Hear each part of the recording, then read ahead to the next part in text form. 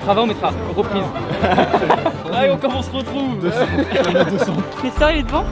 Non, il est derrière toi. C'est vrai? Ouais.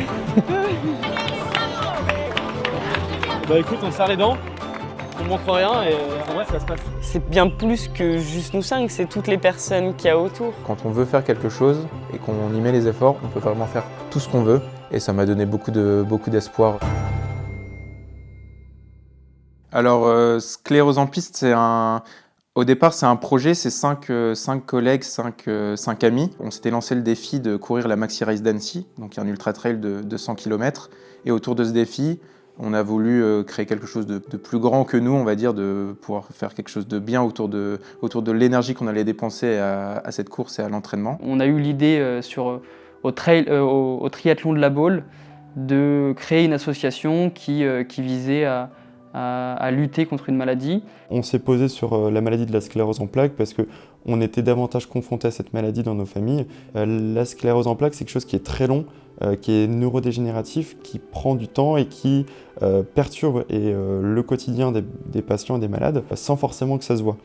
Et c'est là où on voulait vraiment mettre l'accent sur cette maladie-là parce que pour nous, c'est important aussi de ne pas oublier ces maladies invisibles qu'on ne voit pas au quotidien mais qui affectent terriblement le quotidien des personnes. On a pour but de venir aider les familles et les malades grâce à des campagnes de sensibilisation, des actions de sensibilisation dans les écoles ou dans les entreprises, et aussi grâce à l'organisation d'événements ayant pour but de récolter des fonds qu'on reverse ensuite à la Fondation France Sclérose en plaques. Le créneau de l'association, c'était un peu de mettre en avant le sport comme moyen de lutter contre la maladie et l'avancée de la maladie. Ça a été confirmé par tous les gens qu'on a rencontrés, par les médecins, par les patients, et ça a été même qualifié un peu de second traitement. Le premier événement sur lequel on a été investi, c'est la course organisée par la Fondation France Sclérose en plaques. Ça a été un tournant en fait dans notre implication, parce qu'on a vraiment rencontré des personnes qui étaient atteintes de la maladie et qui, malgré la maladie, mettaient des choses en place pour essayer de vivre avec et de bien vivre avec. On pense notamment à une personne qui courait énormément pour rester en mouvement et, on va dire, outrepasser les effets désagréables de la sclérose en plaques. Je m'appelle Anthony, j'ai 34 ans, je suis papa de 2 garçons et je suis atteint de la sclérose en plaques depuis, en tout cas diagnostiqué depuis maintenant 7 ans, 8 ans, je ne sais plus, le temps passe vite. Le début de la maladie pour moi ça a été une paralysie totale du côté droit. Puis après, ça a alterné avec des engourdissements, des fourmillements, etc. À gauche, puis d'autres symptômes. Et donc, c'est comme ça qu'on est venu à établir le fait que j'avais la sclérose en plaques. Avant la maladie, j'ai toujours eu un profil plutôt dépassement de soi. J'ai un passif militaire. J'ai une bonne dizaine d'années d'expérience dans l'armée. J'ai fait plusieurs compétitions. On doit aller chercher un peu au fond de soi, etc. Mais pas autant que celles que j'ai faites après que j'ai eu le diagnostic de la maladie. Donc, la maladie, ça a été un peu pour moi, pas forcément un coup de boost, mais quelque chose qui m'a permis de me dire t'as vécu pire à chaque fois et qui m'a permis du coup d'aller chercher plus loin. Quand bien même on fait en sorte de vivre une vie un peu comme tout le monde, on a encore aujourd'hui des murs administratifs. On nous considère comme des personnes qui demain sont en phase comme si on était en phase terminale d'un cancer. Et le fait que des personnes comme toi qui est en train de me filmer ou des associations comme Sclérose en piste permettent de faire avancer un peu sur cet aspect-là, qui est pour moi l'un des pires aspects de la maladie. Au-delà, franchement, je peux boiter, je peux ne pas marcher, etc. Je vais toujours m'en sortir. Par contre, me prendre des murs administratifs, ça, je peux souvent rien y faire. Et donc, vivement que ça change sur ça. Ça y est, comment ta caméra? Les gars, on va le faire, les gars. Pour la sclérose et les pistes. Salut. Vous venez souvent ici? Ça a changé les samedis soirs. Tu as mis 3 heures, hein, comme d'hab. Non, mais attends, si je vais aller la chercher là-haut. Ready pour en faire, mon gars.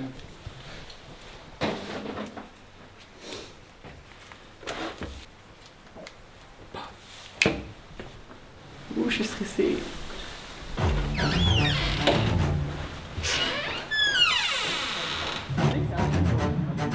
sent que la pression commence à monter. Dans la nuit noire totale. Ouais, j'étais super stressé. 2h31, mes potes sont en soirée là. J'avais pas du tout de repère vu que j'avais jamais fait de distance aussi longue. Même la moitié, j'avais jamais fait autant.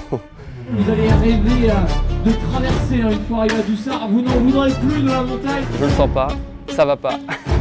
J'ai vraiment envie que ça parte. C'est des minutes qui sont trop longues.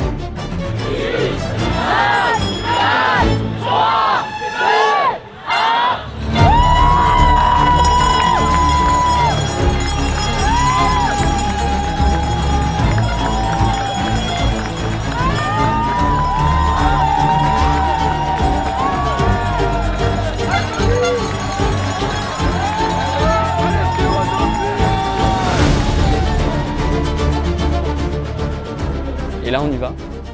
Et là je commence un peu à stresser parce que j'ai ma hanche qui me hante, j'ai mal à la marche depuis 2 mois. Et donc je me dis ok, il faut que je gère, il faut que je fasse attention. Au départ on avait 5 km de plat et le plat c'est vraiment la partie qui m'effrayait le plus. Donc on a commencé direct par la première ascension donc, du Semnoz. Donc ça grimpait pas mal. En plus les gens étaient encore de bonne humeur, tout le monde rigolait, c'était super bonne ambiance. Après la grande montée, il y a une petite descente qui nous amène sur le point de ravito. Et là je vois tout le monde, tous les amis, la famille, les amis proches et la famille d'Alexandre, Flora et Nestor. Et là ça donne un boost de malade. Je vais aller au bout mais je vais arriver dans un sale état. Hein. Ouais mais tu repars quand là? Tu repars Mec j'arrive. Ouais Flora, je l'ai suivi. Dans la montagne. Et d'un coup je faisais le bio avec Flora. Et après je suis vas-y. Flora elle est passée il y a longtemps? Non elle était là. Ah non, c'est 5 minutes après. Ouais, on va se les faire. Mais vas-y tiens, on y va. Bah, tu prends, s'il reste 5 heures au ravito. Ah c'est au 3e ravito, ils sont à 10 minutes, on part en plus. Garde-ton pour la fin, garde-ton pour la fin. Merci beaucoup.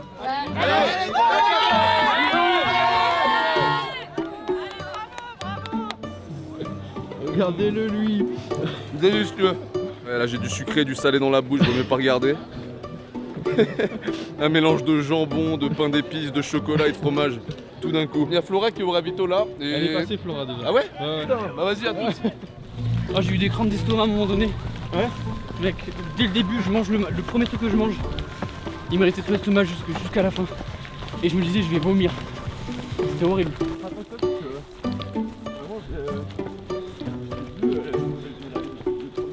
En fait, il y a beaucoup de monde sur la Mexteris. Donc, surtout sur les premiers kilomètres. Donc, tous les premiers kilomètres, je me retrouve dans des bouchons. Sur de la descente, je me retrouve dans des bouchons, même parfois pour monter. Et donc, c'est un peu frustrant. Mais j'essaye de me dire sur le moment, écoute, on est au kilomètre 20, j'ai 100 km à faire. Allez, au pire, ça me réserve un peu.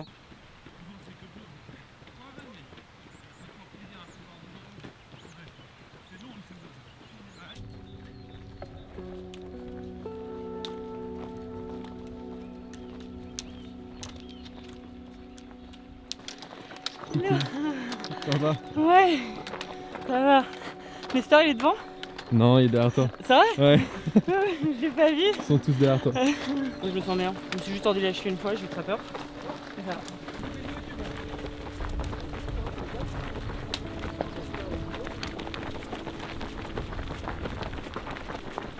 Bah, la montée dans la nuit, ça va trop vite. Parce que je sais pas, t'es dans le noir, tu fais gaffe à rien, enfin juste tu suis, c'est le début. Mais enfin le reste. Ah, il en reste encore un petit bout quoi. J'ai peur pour manger, c'est tout. Je voulais manger plus, mais j'y arrive pas.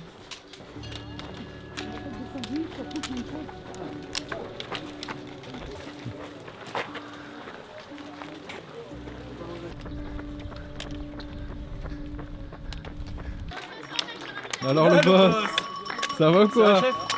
Bah écoute ça va hein? On fait avec? Comment tu te sens?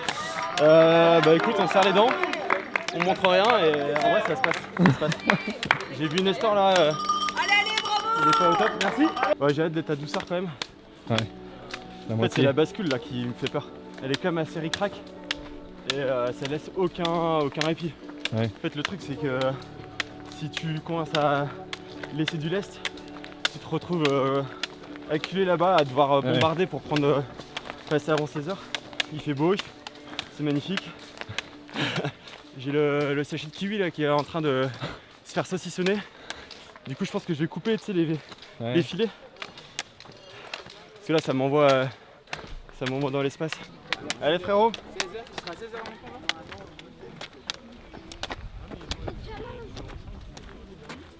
J'ai le TFL, gros, j'adore ça. Gros. Mais non. Ah, je te jure, gros, je peux plus.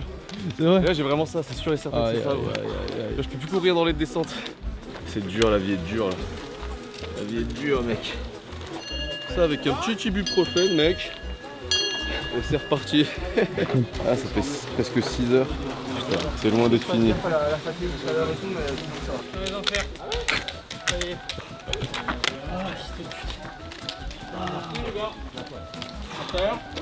Ah mon gars. Allez mon gars. C'est dur, c'est dur. Là c'est dur. Moi j'ai le TFL, gros. Arrête. Ah, c'est ça, gros, c'est sûr et certain. Là, Gros. c'est dur. Genre, je peux pas courir dans les descentes, je peux rien faire, je marche partout. Gros. Ouais, moi, Bon, bah, je te le dis, je fumais en deux. c'est dur. Les gens ils me doublent, ils font. Et moi, tout le monde Allez, me bon double, courage. hein. Ouais, ouais. Je suis là, t'es reculé. J'en peux plus, moi. Je suis foutu. Parce que là, vraiment, je suis le seul pecno à marcher dans les descentes. Il y a tout le monde qui me bouscule, gros. J'ai une sensation, je suis vide. Même les descendre, gros, je suis là, je gémis, je fais oh. Mais là, tu sais quoi, j'ai tellement mal aux muscles que j'ai plus mal à la hanche. Ah bah alors. Putain, mec, Florent nous a mis 1 heure, frère. Bah vas-y, là, il est en train de nous en mettre plus, gros. On peut pas se laisser abattre. Tu sais que j'ai commencé à péter au 15e. Ouais. Même pas, j'étais au 12e, comme ça je montais et je faisais. Ouais, je suis carbonisé. Depuis le 12, je suis cuit. Tu m'as fumé pendant tant d'années et maintenant on se retrouve à l'arrêt du peloton. Alors ça fait quoi, chef? Ouais, mec. Au micro? C'est bizarre d'avoir une jambe en bois. Gros. Ah, ça fait quoi d'être à l'arrêt Se du peloton? sentir dévalorisé. Hein, d'être un chien errant dans les montagnes là. Abandonné par ses pères. Alors ça fait quoi? L'homme traîné de la montagne. Tu vois comme tu récupères là? Je vais tous te récupérer comme ça, gros. Je te suis et moi je m'accroche à toi. Gros. Le prochain c'est Tora, gros. Après Alex, je me le fous. Tu sais que j'ai fait hyper attention sur les descentes. J'alternais marche-course. Ouais, pareil. Sous les conseils de Maxime, pour pas me fumer les fibres. Au final, je suis fumé comme une mec. Mais j'ai alterné. Et si tu m'avais vu comme ça, une jambe en moins sur le bas-côté, là, en boule par terre. J'aurais laissé, mon gars. Tu m'as traumatisé. Bon, et touché du bout du bâton quand même. Même pas, gros. Je t'aurais regardé comme ça, je serais agréable, bon courage. Allez là.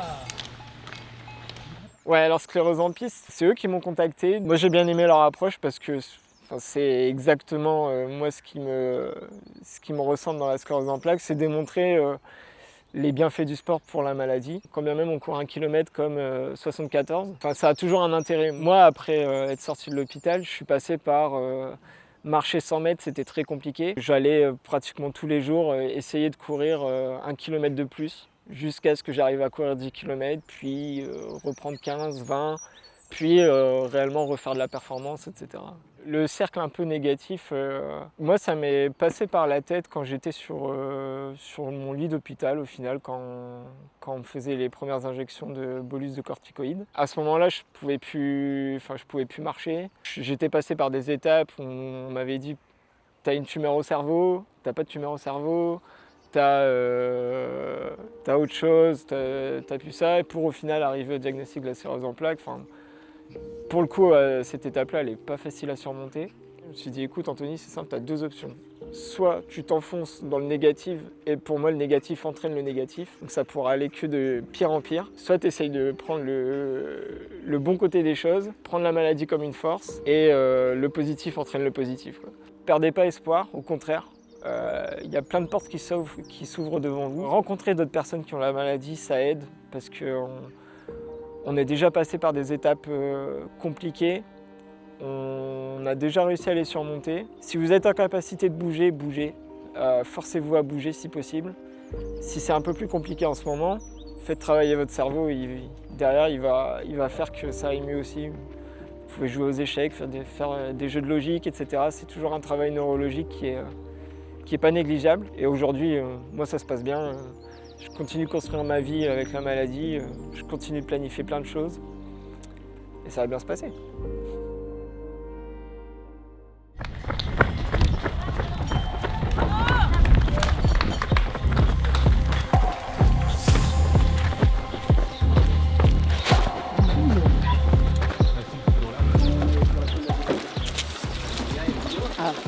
Ça va Flora? Ouais, c'est bon, ouais. Il y avait trop de bouchons. Mais au moins ça venait, ça m'en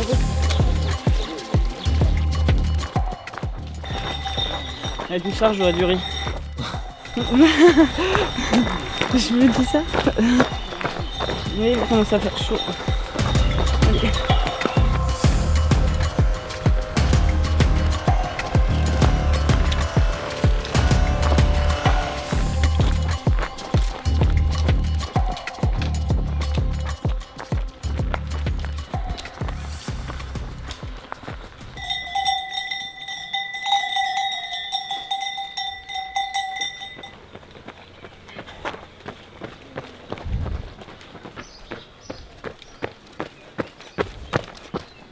Ah, ça fait mal, hein. Putain.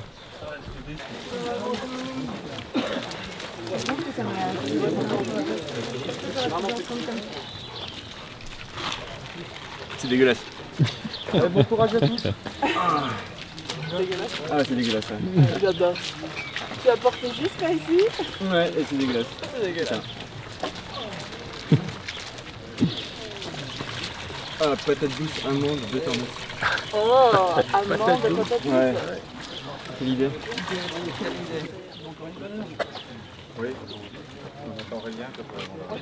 Pendant 20 km, j'essayais de me dire, allez, en vrai, tu peux continuer, même en marchant, c'est pas grave. Sauf qu'au bout d'un moment, c'était vraiment très dur de continuer parce que je me faisais doubler par tout le monde dans les descentes. Donc des centaines de personnes qui passent devant, obligées de se mettre sur le côté tout le temps. En plus, une douleur, une brûlure intense qui fait que j'arrivais même plus à profiter du paysage ou de ce qui se passait autour de moi. Donc je me suis dit, je peux pas continuer comme ça. Sachant qu'il y avait une chance sur deux que je me fasse rattraper par la voiture balai après le prochain ravito, donc ça aurait été trop pour moi. Donc voilà, j'ai dû abandonner au deuxième ravito, donc à un peu plus de la moitié de la course.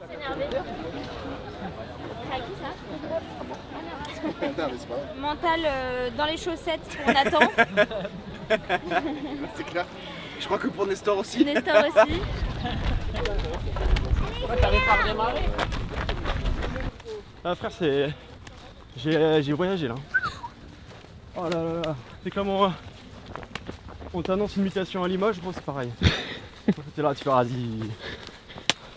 À un moment donné, je suis tombé là. Ah putain. Là gros, j'étais au Pakistan, frère. En coloc avec Kinvey, mec. L'enfer. Ah, j'étais là, je fais oh, là ça fait beaucoup là. Là. C'est pas cool ça. Ah, c'est pas des conneries. Hein. Ah, tu veux pas prendre de ça là? Je vois que tu cours bien. Ouais. J'arrive à Doussard, je vois toute la famille de Thomas et Thomas, tout le monde qui crie, tout le monde qui m'encourage.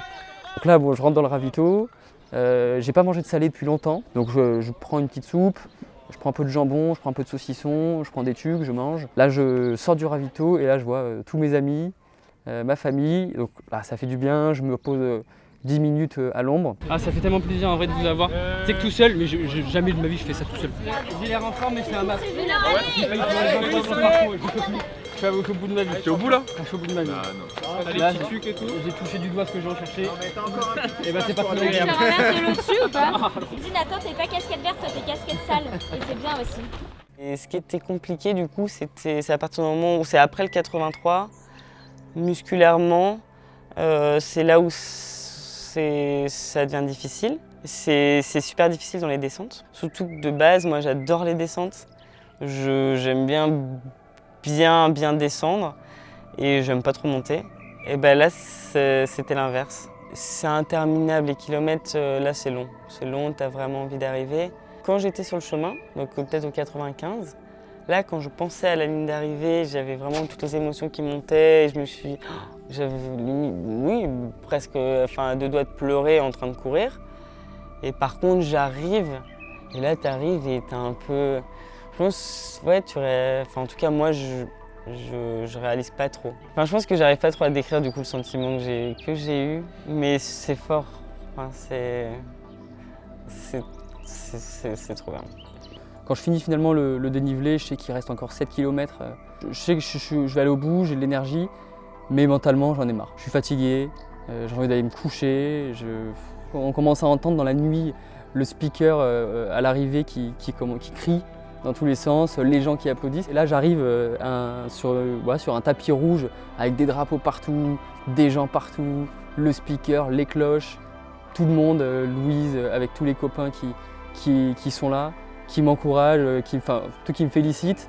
Et donc là, délivrance, quoi, ça fait trop du bien. S'engager dans une aventure associative, c'est très enrichissant. On se sent important, on se sent utile et ça c'est vraiment hyper bon à vivre. De savoir qu'on peut aider aussi à notre manière. Nous on a réussi à collecter pas mal de fonds justement via la course qu'on a pu organiser à Capinghem à côté de Lille. En fait c'était fou ce qu'on a fait, franchement c'était génial. On est parti de rien, on n'a pas créé quelque chose d'exceptionnel, mais il y a des gens qui connaissent la maladie un peu plus. On a rencontré des gens qui étaient atteints, qui nous ont inspirés. On a réussi à fédérer vraiment beaucoup de personnes autour de ce projet et ça pousse, vraiment ça donne des ailes dans certains moments, pendant la course mais même en dehors au final. Et au-delà de ça, même tout ce qu'on a pu vivre tous ensemble avec les accompagnateurs, avec les familles des uns et des autres, c'est des moments inoubliables et hâte de revivre d'autres événements comme ça.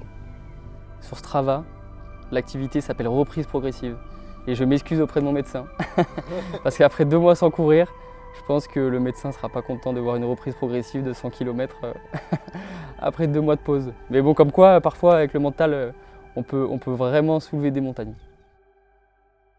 Et parfois se faire rouler dessus aussi, hein. C'était fatigant.